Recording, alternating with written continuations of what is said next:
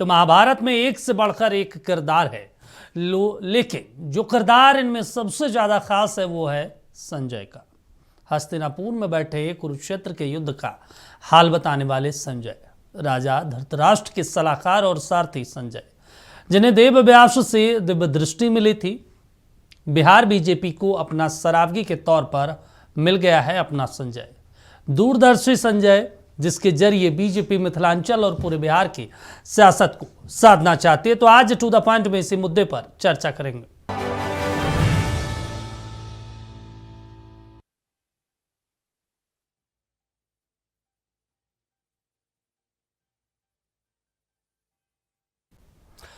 देखिए, आरएसएस के सरस्वती शिशु मंदिर से प्रारंभिक शिक्षा लेने वाले 56 साल के संजय सरावगी बिहार बीजेपी के 18वें नए प्रदेश अध्यक्ष बनाए गए हैं।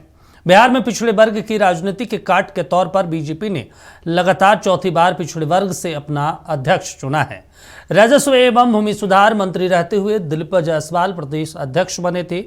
इस बार पार्टी ने पूर्व राजस्व एवं भूमि सुधार विभाग के मंत्री को प्रदेश अध्यक्ष बनाया है। संजय सरावगी ने पार्षद से प्रदेश अध्यक्ष तक की यात्रा पूरी की है। रिपोर्ट देखिए, फिर चर्चा करेंगे। संजय सरावगी अब बिहार बीजेपी के प्रदेश अध्यक्ष हैं।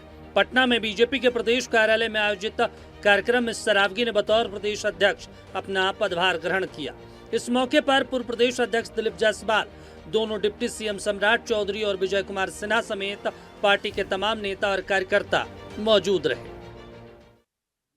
विश्व के सबसे लोकप्रिय नेता आदरणीय श्री नरेंद्र मोदी जी, गृह मंत्री श्री अमित शाह जी, राष्ट्रीय अध्यक्ष श्री जगत प्रकाश नड्डा जी एवं बिहार के ही मिट्टी के लाल युवा नेता राष्ट्रीय कार्यकारी अध्यक्ष श्री नितिन नवीन जी एवं केंद्रीय नेतृत्व और प्रदेश के नेतृत्व ने मुझे यह जिम्मेवारी दी है ताकि आगामी वर्षों में बिहार के संगठन को कि हम आप सभी कार्यकर्ता और बिहार की 14 करोड़ से ज्यादा लोगों के सेवा बेहतर और समन्वय बना सकूं, ये मेरी जिम्मेवारी मुझे दी गई है। भाजपा के प्रदेश अध्यक्ष के रूप में मैं स्वयं को एक जिम्मेदारी से बंधा हुआ मानता हूं। प्रदेश अध्यक्ष के नाते जो मुझे जिम्मेवारी और दायित्व सौंपा गया है, मैं इससे अपने आप को बंधा हुआ मानता हूं। श्री संजय सरावगी जी का बहुत ही लंबा अनुभव संगठन और संगठन को आगे बढ़ाने में है। बहुत बार इनके साथ हमें काम करने का भी लगातार मौका भी मिला है। संजय सरावगी जी एक सुलझे हुए इंसान हैं और सबको साथ लेकर चलने वाले जो प्रधानमंत्री मोदी जी का नारा है, सबका साथ, और संजय सरावगी जी का जो स्वभाव है सबका साथ लेकर और संगठन को और भी धारदार बनाने का काम आदरणीय श्री संजय सरावगी जी करेंगे। संजय सरावगी जी आज हमारे प्रदेश अध्यक्ष के तौर पर पदभार ग्रहण कर रहे हैं। ये लंबे समय से एक अच्छे विधायक के तौर पर, एक राजनेता के तौर पर, एक संगठन में लगातार काम करने वाला व्यक्तित्व के तौर पर, और जब बिहार सरकार में इनको दायित्व मंत्री का भी दिया गया तो बड़ा सुचारू रूप से चलाने का काम आदरणीय संजय सरावगी जी ने किया। साथियों, ये महत्वपूर्ण है और आगे, क्योंकि अगले 3 वर्षों तक कोई बिहार में चुनाव नहीं है, अब पूरा फोकस संगठन पर है। मैं विशेष तौर पर संजय जी से यही, हम लोग तो सब सहयोगी के तौर पर आपके खड़े हैं। 9 अध्यक्ष आपके साथ रहेंगे, जो पूर्व अध्यक्ष हैं 9, वो सलाहकार के तौर पर आपके साथ खड़े हैं। कई वरिष्ठ नेता आपके साथ खड़े हैं, जो सभी लोग आपको मार्गदर्शन देने का काम करेंगे। बीते 4.5 दशक में भारतीय जनता पार्टी के असंख्य कार्यकर्ताओं ने इस संकल्प को साकार किया है और देश के माननीय प्रधानमंत्री नरेंद्र मोदी जी और हमारा केंद्रीय नेतृत्व बड़े विश्वास के साथ कार्यकर्ताओं को जो जिम्मेवारी दे रहे हैं, हम हर कार्यकर्ता के विश्वास पर खरा उतरे। इनके उज्जवल भविष्य का प्रदेश अध्यक्ष जी बेहतर करेंगे, अनुभव है और कार्यकर्ता के बीच से आए हैं। सबके मान सम्मान स्वाभिमान को बढ़ाएंगे। हमारी शुभकामना है इनके उज्जवल भविष्य का, और भारतीय जनता पार्टी का हर कार्यकर्ता गौरवान्वित होगा आपके नेतृत्व में। बिहार विकसित बिहार की ओर कदम बढ़ाएगा आपके नेतृत्व में। संजय सरावगी को बिहार बीजेपी का सेनापति बनाने के पीछे क्षेत्रीय संतुलन और जातीय समीकरण को साधने की रणनीति है। सरावगी वैश्य समुदाय से आते हैं और मिथिलांचल के बड़े नेता माने जाते हैं। साल 2005 में उन्होंने दरभंगा सदर से पहली बार विधायकी चुनाव जीता। इसके बाद से वो इस जंग में हर बार लगातार जीतते रहे। इस साल हुए विधानसभा चुनाव में उन्होंने दरभंगा सदर से लगातार छठी बार जीत दर्ज की। उन्हें कर्मठ, समर्पित और खामोशी से अपनी जिम्मेदारी निभाने वाली शख्सियत के तौर पर जाना जाता है।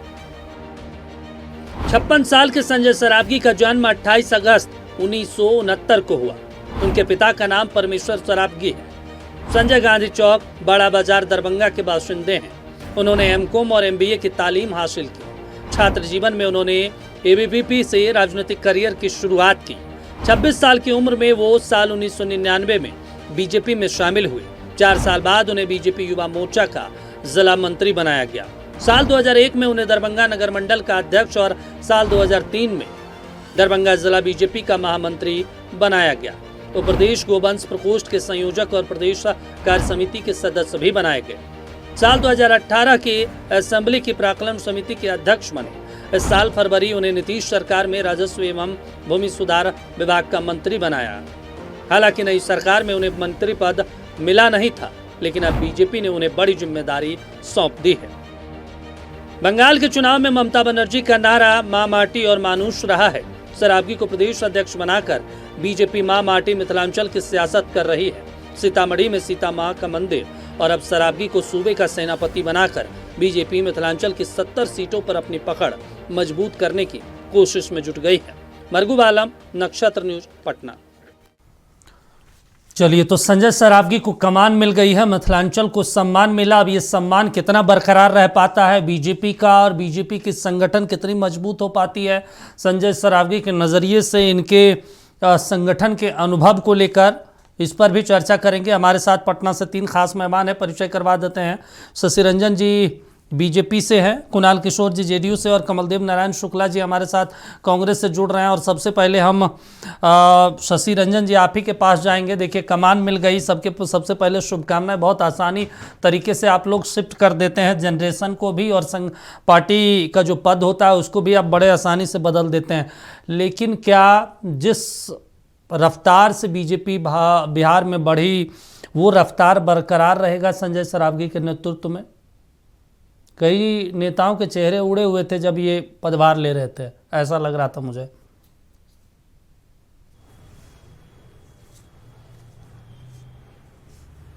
शशि रंजन जी,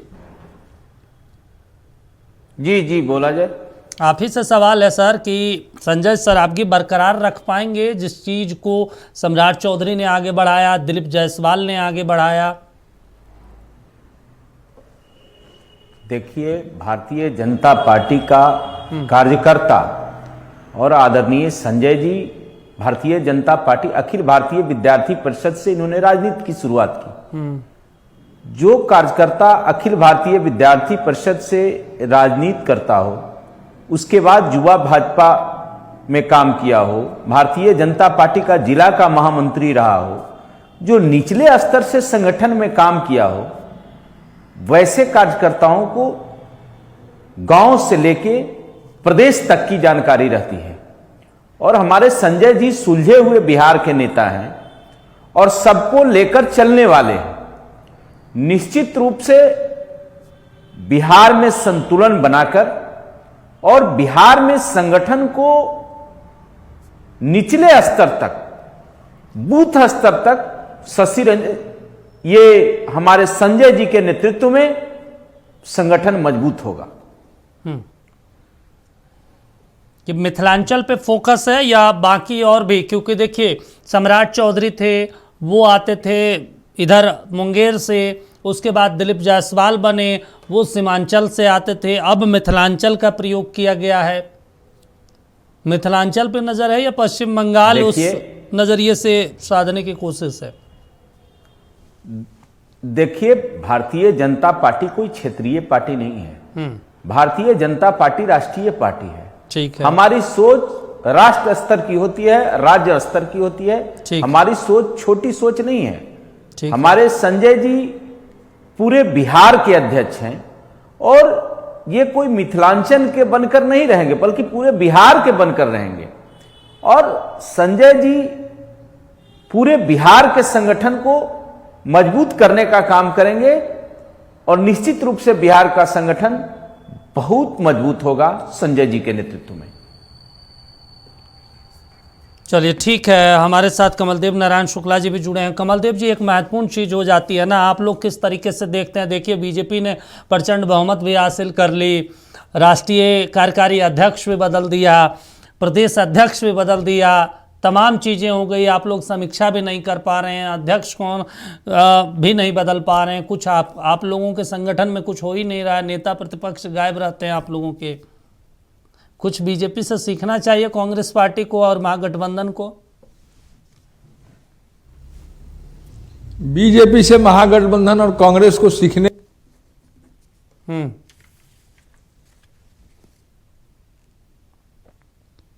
और बीजेपी तो जो भी बदलाव करती है उसके पीछे जी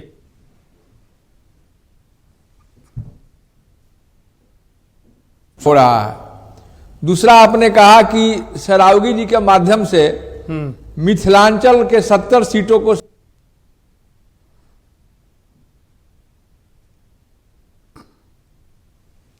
का काम है, अपने हिसाब से वो परिवर्तन करते हैं। लेकिन सरावगी जी से मिथिलांचल सध जाएगा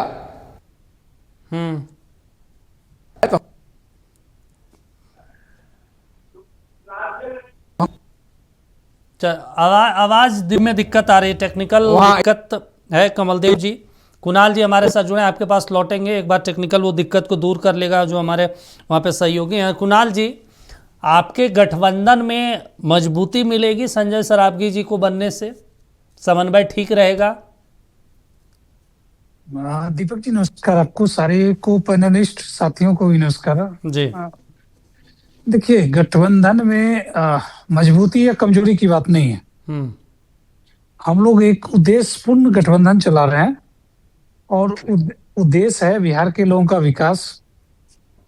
बिहार का विकास, विकसित बिहार का परिकल्पना हम लोगों के पास है और हम समझते हैं कि ये इंटरनल थोड़ा आवाज इको कर रहा है, पता नहीं। हाँ ठीक है, कंटिन्यू कीजिए सर। देखिए, तो ये इंटरनल दलों की अपनी व्यवस्था होती है। हर दल अपने तरीके से गठबंधन के साथी या गठबंधन के नेतृत्व को तय करते हैं, दल के नेतृत्व को तय करते हैं।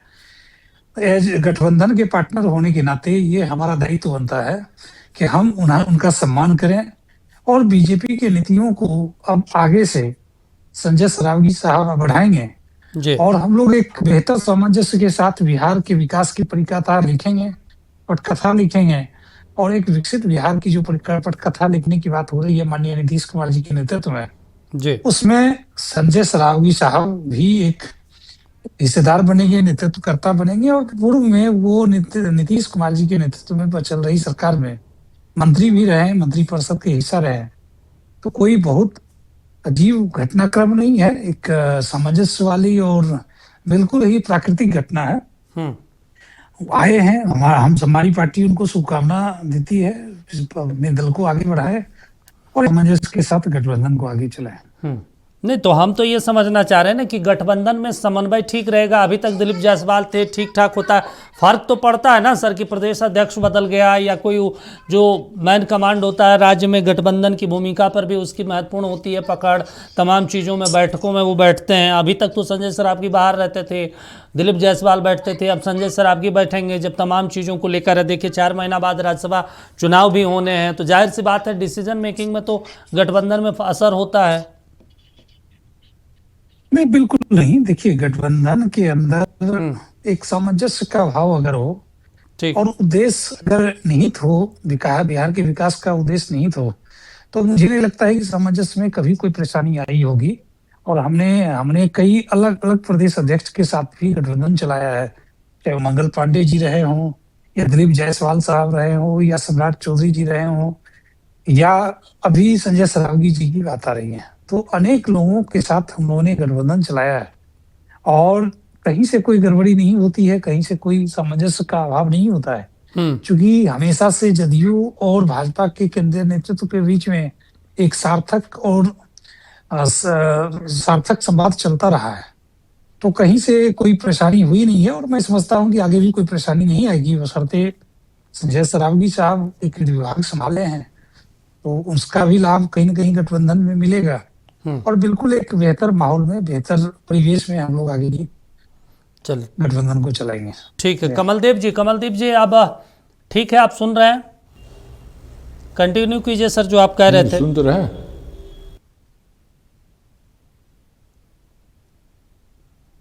कंटिन्यू कीजिए सर, आप कुछ कहना कुणाल जी का आवाज मुझे नहीं आ रहा। हाँ अच्छा।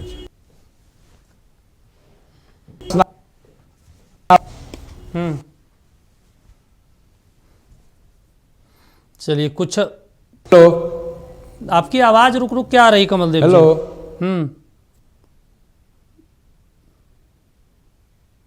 चलिए ठीक है, आपका वो टेक्निकल प्रॉब्लम है वो हम दूर करवा लेते हैं, लेकिन शशि रंजन जी एक और महत्वपूर्ण चीज़ है कि प्रदेश अध्यक्ष बना दिया गया। इस बार मिथिलांचल को क्यों चुना गया, कारण क्या था? इस बार ज़्यादा जिस तरीके से ज़्यादा सीटें निकाल कर भारतीय जनता पार्टी एनडीए लेकर आई, चाहे वो दरभंगा की बात हो, मधुबनी की बात हो, चाहे फिर उस एरिया में तमाम कई और ज़िले हैं, सीतामढ़ी हो, समस्तीपुर हो, इस वजह से या कोई और भी कारण रहा है?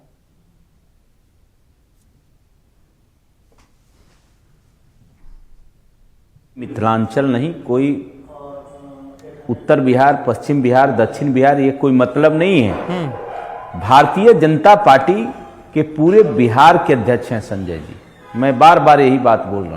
है। संजय जी एक नगर अध्यक्ष रहे हैं, भारतीय जनता पार्टी के दरभंगा के नगर के अध्यक्ष रहे हैं, पार्टी के दरभंगा के जिला के महामंत्री रहे हैं। आप समझ सकते हैं कि एक कार्यकर्ता जो नगर का अध्यक्ष रहा उसको बिहार बीजेपी का कमान दिया गया, मतलब वह व्यक्ति और जिला का महामंत्री रहा, मतलब आदरणीय संजय जी को संगठनात्मक दृष्टिकोण से निचले स्तर तक भी काम करने का अनुभव रहा है। और भारतीय जनता पार्टी ही एक ऐसी पार्टी है जहां कार्यकर्ता को भी प्रदेश से लेकर राष्ट्रीय स्तर तक की जिम्मेवारी मिल सकती है। ये अन्य पार्टियों में ऐसा स्थिति नहीं है। आप उदाहरण में देख लीजिए, हमरे के यहाँ नगर अध्यक्ष, जिला अध्यक्ष वो पार्टी के कमान संभाल रहे हैं। संजय जायसवाल जी जो थे वो जिला अध्यक्ष रहे थे भारतीय जनता पार्टी को, वो प्रदेश के अध्यक्ष बने थे। और आज नगर अध्यक्ष रहे हैं हमारे संजय जी, ये आज पार्टी के प्रदेश अध्यक्ष हैं। तो भारतीय जनता पार्टी कोई क्षेत्रीय अथी बनाकर नहीं कोई प्रदेश अध्यक्ष बनाती है। भारतीय जनता पार्टी जो पूरे प्रदेश को चलाने का, वैसे कार्यकर्ता को बनाने का काम करती है जो अनुभव रहा हो, जो संगठन में निचले स्तर पर काम किया हो, वैसे अनुभवी लोगों को संगठन में जगह दी जाती है। तो हमारे संजय जी को निचले स्तर पर संगठन में काम करने का अनुभव रहा है और उसी आधार पर पार्टी ने, केंद्रीय नेतृत्व ने इन्हें प्रदेश अध्यक्ष की जिम्मेवारी सौंपी है कि आने वाले समय में बिहार के संगठन को बूथ स्तर तक कैसे मजबूत किया जाए और निश्चित रूप से संजय जी के नेतृत्व में जो इनका अनुभव रहा है उसका लाभ बिहार भाजपा को मिलेगा। चलिए ठीक है। कमलदेव जी अब आवाज पहुंच रही है आप तक?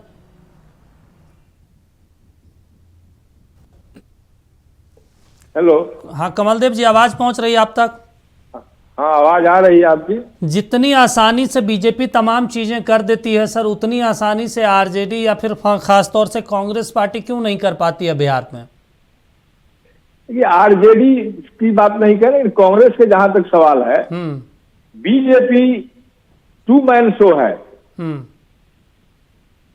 बीजेपी में और कोई सिस्टम नहीं है, कहीं से डेमोक्रेसी नहीं है। जिसको बनाना है, दो आदमी का आदेश हो गया, खासकर अमित शाह जी का, वो बन गया। ठीक है।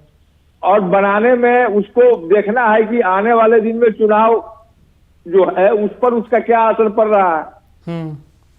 संगठन का अनुभव इनको है, नगर से लेके सब जगह काम किए हैं, संगठन के हिसाब से बनाया है, जैसा कि शशि जी ने कहा, तो अच्छी बात है। किसी भी दल में संगठन से जुड़े हुए लोगों को ही जवाबदेही दी जाती है। ठीक है। लेकिन इसके पहले भी दिलीप जायसवाल जी अध्यक्ष थे, उन्होंने भी तो अपना दिखाया कि साहब हम भारी बहुमत से बीजेपी को यहाँ जीत दिलाए। इसके बाद भी बदलाव हो गया जी। तो बदलाव का कहीं ना कहीं अमित शाह जी के नजर में क्या उपयोगिता है, अमित शाह जी जानते हैं, बिहार बीजेपी के लोग नहीं जानते। जहां तक आप कांग्रेस का बात कहा, तो कांग्रेस में अध्यक्ष का बदलाव पार्लियामेंट चुनाव के तुरंत बाद हुआ था। बिल्कुल। और संगठन से जुड़े हुए भी अध्यक्ष हैं। जहां तक आपने समीक्षा बैठक का बात कहा, तो समीक्षा भी हुई है। ठीक है। दिल्ली में राहुल जी खड़गे जी ने बैठाकर सारे लोगों को बुला के समीक्षा किया, संबंधित अधिकारियों को बुलाया, सारे कैंडिडेट को बुलाया, हार के कारणों को जानकारी लिया। और हार के कारणों में क्या क्या कारण है ये आप भी जानते हैं। ठीक है। इलेक्शन कोड ऑफ कंडक्ट का उल्लंघन करके हर खाता में 10,000 रुपया भेजना, और दरभंगा की बात कर रहे हैं, दरभंगे से वापसी की भी मांग हो रही है। वीडियो वायरल हो रहा है कि पैसा वापस मांगा जा रहा है जिन लोगों के खाता में गलती से चला गया है। ठीक तो है। साहब इतनी हड़बड़ी क्या थी? ठीक है। ये इलेक्शन कोड ऑफ कंडक्ट को आप उल्लंघन करते हुए 10,000 रुपया ट्रांसफर कर रहे हैं, मशीनरी का दुरुपयोग कर रहे हैं। महागठबंधन के कैंडिडेट चुनाव लड़ रहे थे चुनाव आयोग के कैंडिडेट से। ठीक है सर। न भाजपा के कैंडिडेट से चुनाव लड़ रहे थे, न जदयू के कैंडिडेट से चुनाव लड़ रहे थे। चल ठीक है। जब चुनाव आयोग की पार्टी हो, वो चुनाव लड़ रहा हो, तब महागठबंधन अगर वो प्रदर्शन किया तो निश्चित रूप से जनता का उस पर स्नेह था।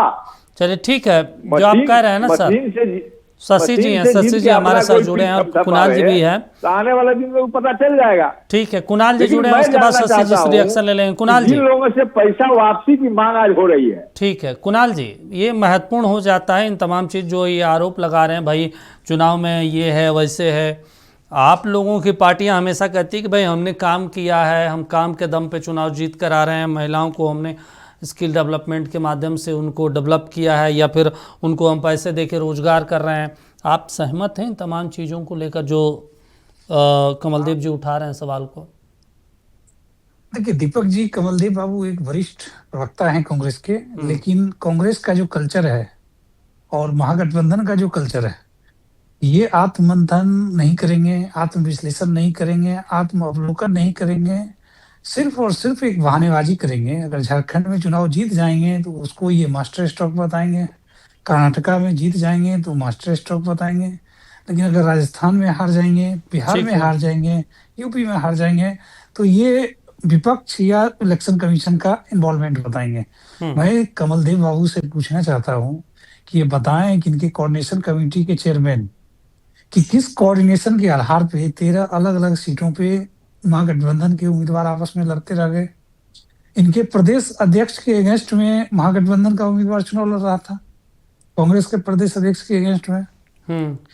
तो ये सब कुछ होने के बाद और माननीय नीतीश कुमार जी के कालजयी जो उनका फेज रहा है, लगातार 20 वर्षों तक उन्होंने जो काम किया है, उन कामों के बाद क्या कोई उम्मीद बचता है महागठबंधन के पास? ये बहानेबाजी के शिकार हैं, बल्कि इन्हें आत्मावलोकन करना चाहिए कि इनकी गलती और माननीय नीतीश कुमार जी का नेतृत्व, सारगर्भित नेतृत्व, ये बिहार में जनादेश का एक परिणाम रहा है। और जिस प्रकार से ये लोग जनादेश को सबोटेज कर रहे हैं, कहीं ना कहीं जनता का भी अपमान है कि जिस जनता ने अपार बहुमत के साथ एनडीए के उम्मीदवारों को जिताया है, कहीं ना कहीं उस जनता, उस मतदाता का भी अपमान हो रहा है और जनादेश का तो अपमान हो ही रहा है। बिल्कुल ये लोग बहानेबाजी अगले 5 साल तक करेंगे, और अगर यही स्थिति बनी रही तो अगले 20-25 साल तक ये लोग कभी इलेक्शन कमीशन, कभी किसी को बहाने बनाकर चुनाव हारते रहेंगे और वही करते रहेंगे। तो बिल्कुल स्पष्ट है। देखिए कांग्रेस के लोग या आरजेडी के लोग ये पता है ना, ये बताएं कि तेजस्वी जी के हेलीकॉप्टर तो पीपीआई सीपीएम वाले और कांग्रेस का कोई नेता नहीं क्यों नहीं चला? नहीं चलिए ठीक है, जो आप कह रहे हैं ना, ठीक है सर, जो आप कह रहे हैं कुणाल जी, उस पे हम आएंगे। और एक बार अभी आरजेडी ने एक ट्वीट भी किया है, वो वीडियो पे भी हम बातचीत करेंगे। बहुत अहम हो जाता है ऐसे समय पे, एक केंद्रीय मंत्री का वीडियो है। आप तीनों जुड़े हुए हैं, आप जुड़े रहिए और एक बार वो वीडियो देख लीजिए, उसके बाद उस पर हम चर्चा करेंगे।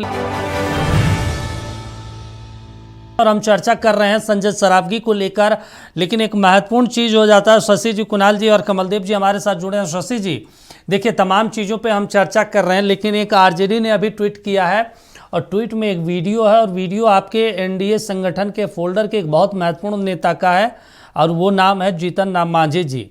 एक जनसभा में कह रहे हैं कि भाई 2020 में एक अपने मेरा उम्मीदवार हार रहा था, 2700 वोटों से पीछे था, हमने डीएम को कहकर जितवा दिया और डीएम साहब ने जितवा दिया 2700 वोट से, जो पीछे चल रहा था। 2025 में वही उम्मीदवार 1600 वोटों से हार गया। वो उम्मीदवार मुझसे संपर्क नहीं किया। वो डीएम साहब मुझे फ़ोन करते हैं और कहते हैं कि भाई 1600 वोटों से कैसे आपका उम्मीदवार हार गया? तो वो कहते हैं कि इस बार संपर्क ही नहीं किया, नहीं तो हम डीएम साहब से कह के फिर जितवा देते। बताइए, मतलब आपके केंद्र का मंत्री ऐसा कह रहा, वीडियो वायरल हो रहा है, आरजेडी ने अभी तुरंत ट्वीट किया है। आप बताइए, ये तो एकदम बहुत एक्सपोज करने वाली बात हो गई ना शशि जी? अभी मुझे इस तरह का वीडियो मैंने देखा नहीं है। ऑडियो सुना दे तो उस सर, पर मैं क्या बताऊं? अभी मैं सुना देता हूं। ऑडियो नहीं, वीडियो मैंने देखा नहीं है। वीडियो मैंने देखा नहीं है। और उनका बोलने का दूसरा मतलब होगा, जीतन राम मांझी ऐसे दार्शनिक व्यक्ति हैं। अच्छा, वो डीएम साहब का नाम ले रहे हैं सर, बोल देते हैं। वो डीएम साहब का नाम ले रहे हैं। कौन वो आईएएस अधिकारी था? ऐसा कोई बात ठीक है नहीं सर, है। आप 2-3 मिनट का समय, आदत, वो हमारे आदरणीय नेता हैं। हाँ, 2-3 मिनट का आपको हम समय दे रहे हैं सर। आप मोबाइल खोल लीजिए, हम ऑडियो तब तक सुनवा देते हैं अपने दर्शकों को। देखिए, ये जीतन राम मांझी का ऑडियो हम सुनवा देते हैं, गलती से आप सुन लीजिए सर। अगर हमारा वो कहलन हल जैसे 2020 में कहलन हल कि हम हार रही है, कई कोई उपाय उस समय 2700 वोट से हारे थलन, हम प्रयास के लिए जीत गलन। इस साल मात्र 1600 वोट से हार रहा। दुर्भाग्य हमारे है, उनका का दिमाग हो गई, हमरा से बात न कैलन और सीधे मैदान छोड़ के भाग गए। जौन साथी जो 2020 में जो कलेक्टर अभिषेक सिंह जी अभी त्रिपुरा में है, वो टेलीफोन करे चलन कि सर हम तोरा 2700 वोट से पीछे है, लता जिता दिए हल, अभी तो 1600 वोट के पीछे है, जितावे में कौन दिक्कत है? हम माथा ठोकली कि हमारा पास अगर जानकारी हुआ था तब ना, तो चल गया घर। खैर, सुन लिए सर शशि जी, ये आपके केंद्र के मंत्री हैं जीतन राम मांझी, और हम पार्टी के संरक्षक हैं, मुखिया हैं। क्या कह रहे हैं? डीएम साहब का नाम ले रहे हैं, अभिषेक सिंह का। और ये तो 18-22 तक वो डीएम रहे हैं ना गया के।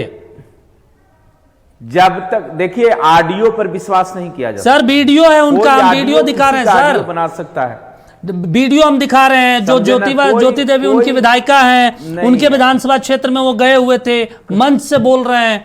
अब बताइए, ये तो आपके बिहार की राजनीति में भूचाल लाने वाला है। आपके 202 सीटों पर प्रश्न चिन्ह खड़ा हो जाएगा। ऐसा कोई बात नहीं है। तो कहां जिता पाए वो?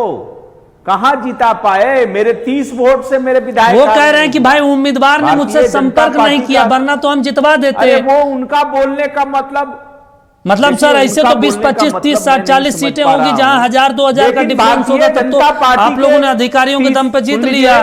30 वोटों से नहीं 30 वोटों से भारतीय जनता पार्टी का उम्मीदवार हारा है इसी बिहार में। हाँ, 30 वोटों से हारा है। ठीक है, सवाल ही पैदा नहीं हो सकता है। आप देख लीजिए, 30 वोट से हम हारे हैं कि नहीं चुनाव। तो ये जीतन राम मांझी का क्यों रहे हैं सर? लेकिन हम लोग बेईमानी नहीं करते।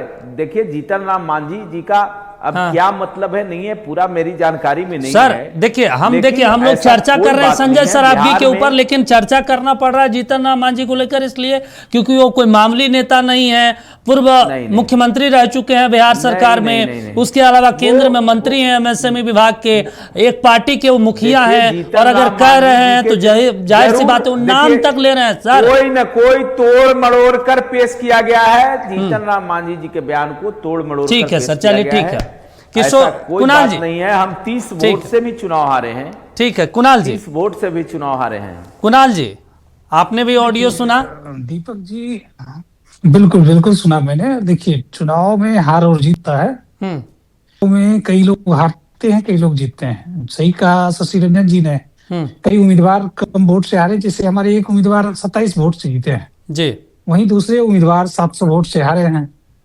तो अब जीतन राम मांझी साहब जो बयान दे रहे हैं उसके संदर्भ में दे रहे हैं, किस उम्मीदवार के बारे में दे रहे हैं? इलेक्शन कमीशन अभी जो हमारे राष्ट्रीय अध्यक्ष हैं मल्लिकार्जुन खड़गे जी, उनका राजनीतिक इतिहास प्रखंड से शुरू हुआ, प्रखंड से उनके सांसद बने हैं और हमने बेजाप्ते चुनाव करा के उनको बनाया। ठीक है, संगठन के चुनाव, एक सेकंड चुनाव कुछ नहीं हुआ है। शशि जी क्यों बात बोलते हैं कमल देव जी? आपका संगठन का भगवानी मालिक है। अरे शशि, क्या बात करते हैं? एक व्यक्ति आप कह रहे थे कि भाजपा में 2 man show, Bharatiya Janata party सामूहिक नेतृत्व वाली पार्टी है, आपकी पार्टी 1 मैन शो है, आपकी पार्टी 1 मैन शो है। इंदिरा गांधी, राजीव गांधी, शशि जी आप बोल बाद में आपके सोनिया गांधी हो गए, राहुल गांधी हो गए, आपकी 1 मैन शो पार्टी है। भारतीय जनता पार्टी सामूहिक नेतृत्व वाली पार्टी है। आपको बोलने का नैतिक अधिकार नहीं है, आप नहीं बोल सकते हैं, आप नहीं बोल सकते हैं। आप लोग भ्रष्टाचारियों का पार्टी है। क्या बात करें हम आपकी बात क्या सुनेंगे हम? आप सुनने लायक है तब न सुनेंगे। आप भारतीय जनता पार्टी पर सवाल उठाते हैं, क्या बात सुने आपका? आपके कानों से हम बोलेंगे, देखिए आपके पार्टी सुनने लायक नहीं रहेगा तब ना हम सुनेंगे आपका। ना आपका क्या बात ठीक है करते सर। हैं आप? ठीक है, भाजपा का संस्कार आप बन रही है अंदर। मैं दीपक जी कह रहा था, मैं सुनिए ना, देश की जनता ने रिजेक्ट कर दिया, इस बिहार की जनता ने 6 सीटें आप बात करते हैं, जनता के द्वारा रिजेक्टेड पार्टी है आपकी महागठबंधन। एक सेकंड शशि जी बिहार की जनता कुणाल जी के बाद हम जवाब देंगे, चुप रहिए 2 मिनट चुप कमल रहिए। देव जी ठीक है, दीपक जी कुणाल जी के बाद का मैं जवाब दे देता हूँ पहले। हाँ ठीक है, बोलिए सर। कुणाल जी कह रहे थे कि नीतीश जी के कामों पर जनता ने मुझे वोट दिया है। आप मुझे बताइए कि election model code of conduct में क्या लिखा हुआ है? यहां तक अंकित है, अगर कोई योजनाएं पहले से ही चल रही है तो मॉडल कोड ऑफ कंडक्ट लागू होने के बाद ठीक है, वह पोस्टपोन्ड रहेगा। और पहले राजनीतिक सूचना इतनी थी कि पेंशन राशि को भी रिलीज करने के लिए जी मॉडल कोड ऑफ कंडक्ट लगने के बाद चुनाव आयोग से परमिशन लेके काम किया जाता है। और यहाँ चुनाव पीरियड में फेज वाइज 10-10 हजार रुपया महिलाओं के खाता में भेजा गया। एक सेकंड, अरे शशि बाबू आपकी बात को आपकी बात को कैसे सुन ले हम चुनाव आचार संहिता लागू होने के पहले, चुनाव आचार संहिता के लागू होने के पहले 10-10 हजार में गए। ठीक है, नहीं वो देखिए आचार सर, संहिता के लागू होने के बाद 1 पैसा भी नहीं गया है। आप झूठ बात मत करिए, आप भ्रमित करने का प्रयास मत करिए। आप बिहार की जनता ने इन्हीं कारणों से आपको रिजेक्ट करने का काम किया है। ठीक है, आप भ्रमित कम कीजिए। आप चुनाव पीरियड में भ्रमित करने का प्रयास, अगर चुनाव पीरियड में 10-10 हजार रुपया नहीं गया होगा तो मैं हम चुनाव आचार संहिता लागू होने के बाद एक पैसा भी नहीं गया है। शेड्यूल बना के गया, पहली बात। दूसरी बात कि जो इनकी महिलाएं बूथ पर थी, वे कौन महिला थी? लाभार्थी थी। ठीक है। उनको बूथ पर किस परमिशन से रखा गया? और अभी आप जीतन राम मांझी का जो बात सुना रहे थे, एनडीए सरकार में बहुत महत्वपूर्ण व्यक्ति है जीतन राम मांझी जी। बिल्कुल। और भाजपा के हमारे भाई बोल रहे थे इनके बगल के हैं और इन्हीं के यहाँ के हैं, पहले ही कहिए कि इन्हीं के यहाँ के हैं। ठीक है। जीतन राम मांझी जी करीब करीब सच बोल लेते हैं। हाँ। जैसे जीतन राम मांझी जी ने कहा था कि नीतीश जी की सरकार एक सीमेंट घोटाला की सरकार है, और एक सीमेंट घोटाला की सरकार सामने आई भी है। बनता हुआ पुल कई टूट गया।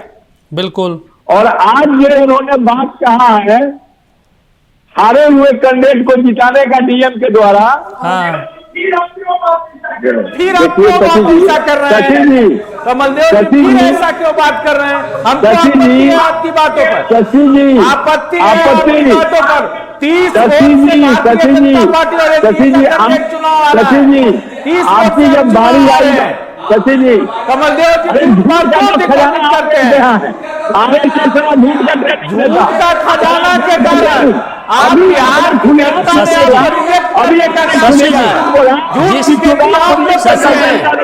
चोरी आप लोग करते हैं, भ्रष्टाचार आप लोग करते हैं, अपराध की बढ़ोतरी आप लोग है। कैसी बात करते हैं आप? कैसे करेंगे? कैसे सुन रहे आपकी बातों को? हम झूठ बोलना, नीति के खिलाफ काम करना, इनका नियम में खोट है। ठीक है। किशोर जी हमारे साथ जुड़े हैं। ठीक है सर। आपको बिहार की जनता ने रिजेक्ट किया है। आपको बोलने का नैतिक अधिकार नहीं है। बिहार की जनता ने 6 सीटों पर कांग्रेस को बिठा दिया, और 6 विधायक आपके नहीं है। कुमार ने जिताया है, चोरी का जीते हैं, धांधली करके जीते हैं, जीरो पर जीते हैं। इसलिए ऐसी बात नहीं है, हम कुणाल जी के बातों का जवाब दे रहे हैं। चलो ठीक ना। किशोर जी भी बहुत देर से जुड़े हुए हैं, तो एक रिएक्शन उनसे भी ले लेते हैं ना। शशि बाबू, कुणाल किशोर जी, ठीक है शशि जी, एक रिएक्शन इनसे भी ले लेते हैं, फिर आप दोनों फिर जूझिएगा अपने में ही जो भी आपको सवाल उठाना है। किशोर जी, एक महत्वपूर्ण चीज़ है, देखिए संजय सरावगी को लेकर चर्चा कर रहे थे, लेकिन इस बीच जो वीडियो आ गया अब उस पर हमें चर्चा करना पड़ रहा है, क्योंकि बिहार के बहुत महत्वपूर्ण पॉलिटिशियन है, और जाहिर सी बात है कि जीतन राम मांझी जब कुछ बोलते हैं तो सरकार के सेहत पर भी असर पड़ता है, गठबंधन के संगठन पर भी असर पड़ता है। और अगर जीतन राम मांझी ऐसी बातें कह रहे हैं, आरजेडी ने इसको अब सरकार के ऊपर भी, चुनाव आयोग के ऊपर भी निशाना साधा इसके जरिए। अभी 10 मिनट पहले ही सरकार के सेहत पे तो अब सवाल उठ ही गया है इस तरीके से। और जिस आईएएस का वो नाम ले रहे हैं वो भ्रष्टाचार के मामले में बिहार से हटाए गए थे, मूल कैडर त्रिपुरा भेजे गए। 2018 से 2022 तक वो गया जी के जिला अधिकारी भी रहे हैं। अब बिल्कुल दीपक जी, बात सही है। अभिषेक जी वहाँ पे जिलाधिकारी रहे थे। और जहां तक जीतन राम मांझी जी का सवाल है, बिल्कुल वयोवृद्ध लीडर है। कांग्रेस, राजद, जेडीयू, हम कई पार्टियों को सुशोभित कर चुके हैं, लंबा अनुभव है, और कई बार बोलते हैं और बोलते चले जाते हैं। आपने देखा होगा कई बयान सुर्खियों का, कभी कभी दिल की बातें, अंदर की बातें भी निकल जाती है ना सर, जो राजनेता आमतौर पर सार्वजनिक मंच पे बोलते नहीं है कि हमने क्या गड़बड़ किया है। अब जब वो निकल गया उनके मुंह से। वर्तमान संदर्भ में आता है। हाँ, देखिए अब वर्तमान संदर्भ में आते हैं। वर्तमान संदर्भ में जो उनका बयान है, जो ऑडियो में सुन रहा था, तो ये इसको एक्सप्लोर करना, इसको पूरी तरह से बता पाना, वो शायद जीतन राम मांझी जी ही बता पाएंगे ताकि पूरा परिप्रेक्ष्य क्या रहा है। अच्छा। दूसरी बात, एक आईएएस का नाम आ रहा है सर, इलेक्शन कमीशन का बात हो रहा है, तो मैं समझता हूँ कि इस देश में इलेक्शन को रेगुलेट करने के लिए इलेक्शन कमीशन है, और हमें से कोई भी इलेक्शन कमीशन का प्रवक्ता नहीं है। तो बेहतर होगा कि इलेक्शन कमीशन इन बयानों को संज्ञान में ले, और जो भी व्यक्ति इस प्रकार के बयान देते हो, नहीं सर, हम जाहिर सी बात है। किशोर जी देखिए, जो मैं समझना चाह रहा हूं, जो बिहार की आवाम इस वायरल वीडियो के बाद समझना चाहती होगी, जो सवाल पूछना चाहती होगी, मुझे 100% पता है, 110% आपको भी समझ आ रहा है, लेकिन आप उस चीज़ से बचना चाहते हैं। एक नेता अगर ये कहता हो कि भाई हमने उस जिले के डीएम से कहकर जितवा दिया अपने उम्मीदवार को, इस बार उस उम्मीदवार ने हमसे संपर्क नहीं किया, उसका दुर्भाग्य है, वरना 1600 वोट से तो हम उनको ऐसे ही जितवा देते। मतलब आप समझिए कि एक पूरी जो तेजस्वी यादव कपिल सिब्बल के साथ इंटरव्यू में कह रहे थे कि पूरी की पूरी मशीनरी खेल हुआ है, वो हुआ होगा बिहार में। वो तो एक सीट का जिक्र कर रहे हैं, देखिए भाई हो सकता है पूरे बिहार में ही हुआ हो। दीपक बाबू देखिए, इस तरह की जब बातें होती है तो देखना होता है कि कम्युनिकेशन किन किन लोगों के बीच में हो रहा है। तेजस्वी यादव जी का कपिल सिब्बल जी के साथ पॉडकास्ट होना और जीतन राम मांझी जी का पब्लिक डोमेन में पब्लिक प्लेस पे पब्लिक रैली को एड्रेस करना, जो मैं सुन रहा था ऑडियो के हिसाब से मुझे जो लगा, दोनों के संदर्भ को समझा जाए तो बहुत ही अंदर है। कई बार पॉलिटिशियंस सामान्य भाषा में हल्के फुल्के अंदाज में कई ऐसी बातें कर जाते हैं जिससे कि साथ आम जनता के बीच में बना रहे। और मैं समझता हूं, मैं बार बार रिपीट कर रहा हूं कि इस स्टेटमेंट का सही जवाब जीतन राम मांझी जी या उनके पार्टी के लोग ही सही से दे पाएंगे। जहां तक मेरा मानना है, हमारी पार्टी का मानना है, हम लोग हमेशा से सटीक चुनावी परिणाम पर भरोसा करते रहे हैं। चुनाव अगर हमने हारा है, हमने 2 सीट पे भी आया था 2014 के लोकसभा चुनाव में, हम लोग 2 सीट पर आ गए थे। बिल्कुल। बावजूद उसके हमने कभी नहीं कहा कि हमने किसी को हरा दिया, किसी को जिता दिया, किसी को बढ़ा दिया, किसी को गिरा दिया। पिछले चुनाव में हम लोग 43 सीट पे आ गए। हाँ ठीक है, हमारे इंटरनल कम्युनिकेशन में कुछ प्रॉब्लम रहा था, लेकिन हमने कभी नहीं कहा कि चुनाव आयोग की गलती है या फिर ईवीएम की गलती है या अन्य गलतियां। हम लोग मानते हैं चुनाव का जो प्रक्रिया होता है उसमें असंख्य लोगों का इन्वॉल्वमेंट होता है, अलग अलग विचारधारा के लोगों का इन्वॉल्वमेंट होता है, और बूथ से लेके काउंटिंग तक का जो प्रोसेस होता है उसमें यह का सब चीज को रेगुलेट कर लेगा, ये काल्पनिक बात ही हो सकती है और कुछ नहीं हो सकता है। तो इसका जवाब मुझे लगता है जीतन राम मांझी साहब देंगे, उनके पार्टी के अधिकृत प्रवक्ता देंगे। हम लोग का यही परेशानी तो आप लोगों की उन्होंने बढ़ा दी है सर, और अगले 10 दिनों तक बिहार के पॉलिटिक्स में अब जीतन राम मांझी रहेंगे और आप लोगों को जवाब देने के लिए बहुत अब सोचना समझना पड़ जाएगा। नहीं, बिल्कुल नहीं, ना तो ये परेशानी की बात है, ना कोई ये बात है। बात बिल्कुल स्पष्ट है कि अगर चुनावी प्रक्रिया पे किसी राजनेता ने पब्लिक डोमेन पे आरोप लगाया है, बिल्कुल टेम्परिंग का आरोप लगाया है, टेम्परिंग की बातें की है, तो इसका जांच चुनाव आयोग को करनी चाहिए। जो भी कंसर्न लोगों का नाम आ रहा है उससे जरूर बात करनी चाहिए, ताकि मास 14 करोड़ आबादी या यूं कहें तो 140 देश की जनता को स्पष्ट मैसेज मिल सके कि देश का चुनाव बिल्कुल ही साफ सुथरा तरीके से होता है और जनता के अधिकार, जनता के कर्तव्य, जनता का जो मताधिकार है उसका सही प्रतिबिंबित सरकार ही चलती है। चलिए ठीक है, जो आप कह रहे हैं उस पर हम समझ लेते हैं। किशोर हमारे साथ कमलदेव जी जुड़े हैं। कमलदेव जी, आप समझ रहे हैं, सुन रहे हैं किशोर जी जो कह रहे हैं?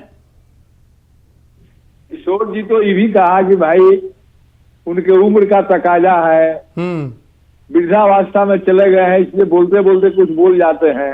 अच्छा, तो इनके भाषा से तो लगा कि ये कह रहे हैं कि जीतन राम मांझी जी मानसिक रोगी हो गए हैं। तो क्या ये मानते हैं कि इनके गठबंधन में केंद्र में कैबिनेट मंत्री वैसा है जो मानसिक रोगी है? अगर वो मानसिक रोगी नहीं है, ठीक है, कैबिनेट मंत्री हैं, संविधान का वोट लिए हैं, और वो अगर पब्लिक डोमेन में ये बात कह रहे हैं ठीक कि हमने डीएम को फोन करके 2700 वोट वाले को जितवाया और 1600 वोट वाला भी अगर हमको फोन किया होता तो जितवा देते, नहीं हारता। तो निश्चित रूप से यह जांच का विषय बनता है और जांच होनी चाहिए। और जीतन राम मांझी जी झूठ बोल रहे हैं कि सच बोल रहे हैं, लाई डिटेक्टर टेस्ट होकर जांच होनी चाहिए। ठीक है, अगर चुनाव आयोग को सीता जी जैसा अग्नि परीक्षा देना है अपने सत्यता का, तो अग्नि परीक्षा तो देना पड़ेगा। चल, अब रही बात, किशोर जी ने कहा कि कर्नाटक में जीत जाएंगे तो कहेंगे कि चुनाव आयोग ठीक था। नहीं किशोर जी, हम लोग कर्नाटक में जीतने के बाद भी वहां जो गड़बड़ियां हुई है वहां का हम लोगों ने उदाहरण कोट किया है। ठीक है, तो हम चुनाव जीते हारे या हमारे नहीं लगता है, चुनाव आयोग की संलिप्तता है।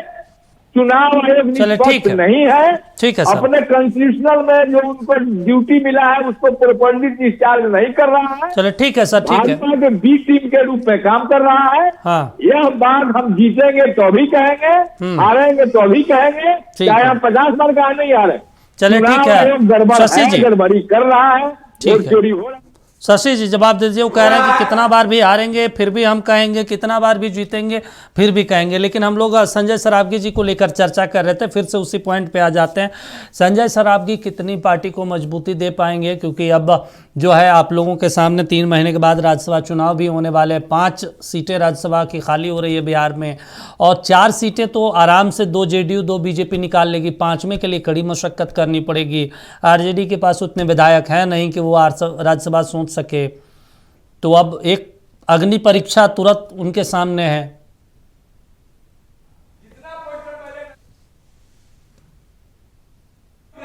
शशि जी काफी से सवाल है सर। जी अग्नि परीक्षा 3 महीने बाद ही है उनके सामने। का चुनाव जो प्रोग्रामिंग से चलता है, ये कोई अग्नि परीक्षा नहीं है। राज्यसभा और विधान परिषद का चुनाव कोई अग्नि परीक्षा नहीं है, क्योंकि ये विधायकों के द्वारा चुना जाता है और वो विधायकों के हिसाब से हमारा जो सीट बनेगा वह सीट हमारी होगी। आप कह रहे हैं अग्नि परीक्षा नहीं है, मुझे याद है। आप कह रहे हैं अग्नि परीक्षा नहीं है, मुझे याद है 2017-18 में गुजरात में 1 बजे तक वोटिंग और तमाम चीजें चलती रही। अमित शाह और अहमद पटेल वाला मामला था वहां पे राज्यसभा का, मुझे याद है। आप कह रहे हैं अग्नि परीक्षा नहीं थी, क्रॉस वोटिंग हुआ, कितना रातों रात लोग जागते रहे। आपको याद होगा अहमद पटेल साहब और चल रहा था बीच में गुजरात में, मुझे वो दृश्य याद हो रहा। देखिए कोई रात भर जाग रहे थे उस चुनाव में। ठीक है, लेकिन कोई अग्नि परीक्षा नहीं है हमारे अध्यक्ष के सामने। उनका एक काम है संगठन को मजबूत करना। मेरे अध्यक्ष का काम है बिहार भर में बूथ स्तर पर संगठन को ठीक करना, मजबूत करना। ये विधान परिषद और राज्यसभा का चुनाव कोई मेरे लिए, हाँ, जब बिहार की जनता ने जब विधानसभा जीत जाते हैं तो फिर इसमें बिहार की कोई बड़ी बात नहीं है।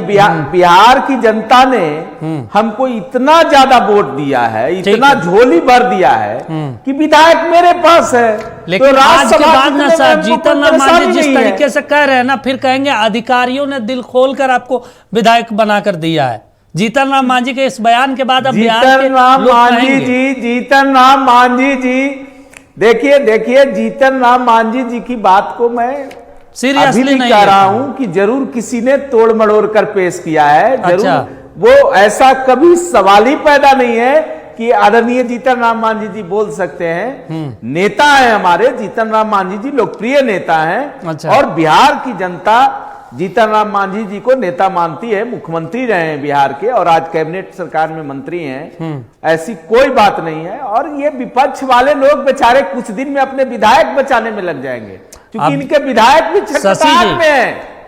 अभी तो ठीक है, आप टीवी स्क्रीन पे बैठे हैं, डिफेंड कर रहे हैं, ठीक है, बचाव कर रहे हैं, और जब खत्म होगा डिबेट आप भी सोचेंगे जीतन राम मांझी जी कहाँ हम लोगों को फंसा दिए भाई, नहीं बोलना था उनको।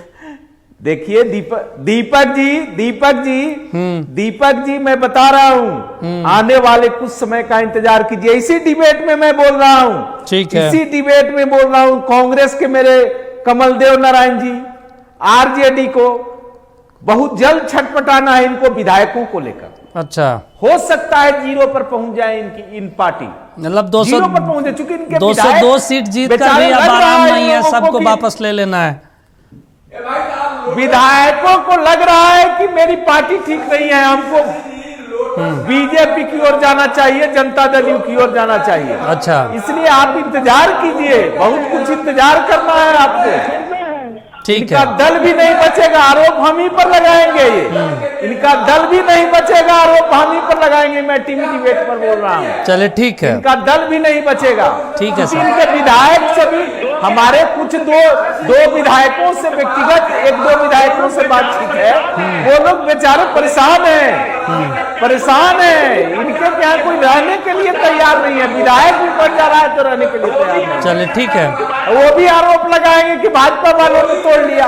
चलिए ठीक है सर, कोई बात नहीं है। ठीक है। कुल मिलाकर अगर माना जाए तो हम संजय सरावगी जी को लेकर चर्चा कर रहे हैं। संगठन में सब कुछ ठीक है, मजबूती मिलेगी। और सम्राट चौधरी जैसे कह रहे थे कि भाई आपके पीछे लगभग 9 पूर्व प्रदेश अध्यक्ष का सलाह मिलता रहेगा, मार्गदर्शन मिलता रहेगा, यानी माना जाए बीजेपी यहां से एक और लंबी छलांग लगाने की तैयारी में है। देखिए, भारतीय जनता पार्टी के कार्यकर्ता सालों चुनाव लड़ती है। बिल्कुल, रोज चुनाव भारतीय जनता पार्टी का चुनाव कार्यकर्ता लड़ता है। आप जाइए, ठीक है सर, बूथ स्तर पर भारतीय जनता पार्टी के कार्यकर्ता आपको झंडा लेकर गांव के समस्या, जन समस्याओं को लेकर घूमते रहता है। और प्रखंड से लेके पंचायत स्तर पर कार्यकर्ता काम करते हैं। चलिए ठीक है सर, अब समय इतना इजाजत देता है। ठीक है सर, उम्मीद है संजय सरावगी के नेतृत्व में पार्टी, संगठन और सरकार भी मजबूत तरीके से चलेगी और मजबूत स्थिति में रहेगी। सवाल नहीं उठेंगे। आप तीनों जुड़े उसके लिए शुक्रिया, आप तीनों का अपना पक्ष रखा।